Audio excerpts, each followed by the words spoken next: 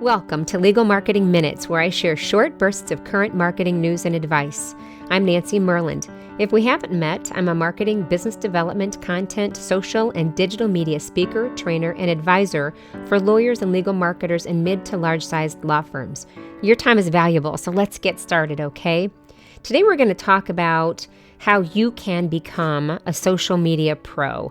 And I know that sounds a little like, why do I need to be a pro? And that's all relative. It may mean a pro to you may mean that you just want to get really good at it. Or it might mean that you want to help others in your firm become good at it. For whatever that means to you, let's just assume that you want to be really good at using social media to build your practice.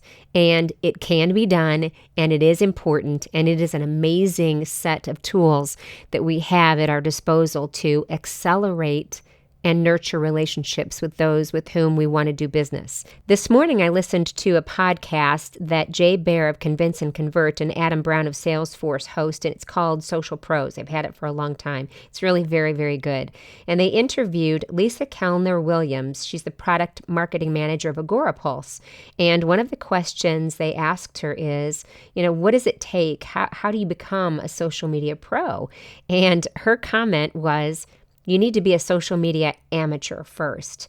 And I love that comment because it is, and I'm guilty of this too, when I take on a new tactic or I meet a new platform, which I do on a regular basis because I am, one, not only curious and a constant adopter. Well, that would be number two. I'm a constant adopter of new tools.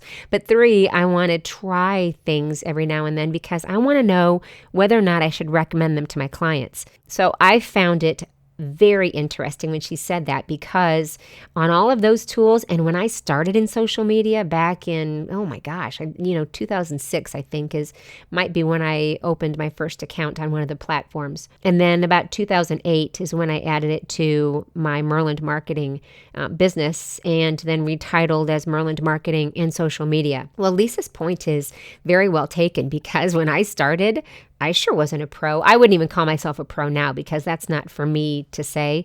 That's for others to say about me. But I didn't start in the middle. I wrote a blog post a few years back called No One Starts in the Middle because they don't. None of us start in the middle. We can learn a lot. We can immerse ourselves in the education of social media. We can read, listen. We can consume massive amounts of information. But until we actually do it and use the platforms, we aren't going to advance. We're not going to get any better. And you know what's nice about this is that people understand that. They don't expect for you to be perfect right out of the gate. You know what? I may have a hem and a haw in this broadcast. You know what? So what? I mean, it's as if we're in regular conversation, and sometimes I'll have that. I will probably edit out a few of them if I really didn't like the way something sounded, but this is different. This is pre-produced content.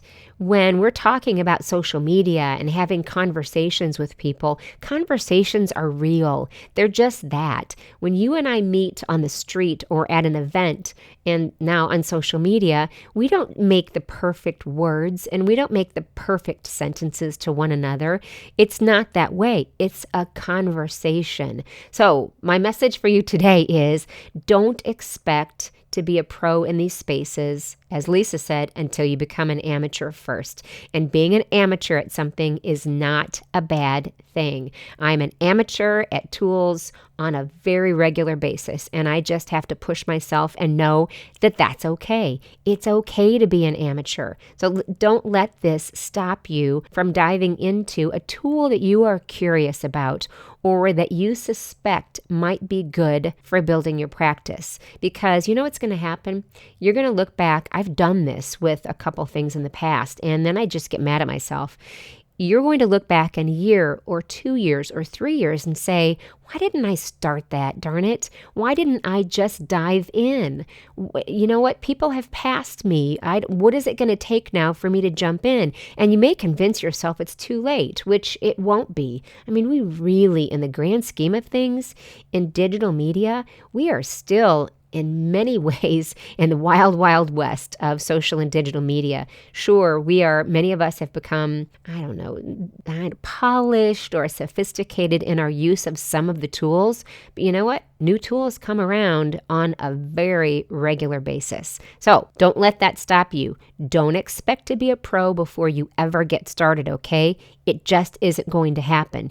You weren't a pro before you started practicing law or before you got into legal marketing. You had to study before you were able to help your clients, both internal and external, become good at what they do or to advise them at what they do. So, same thing with social and digital media.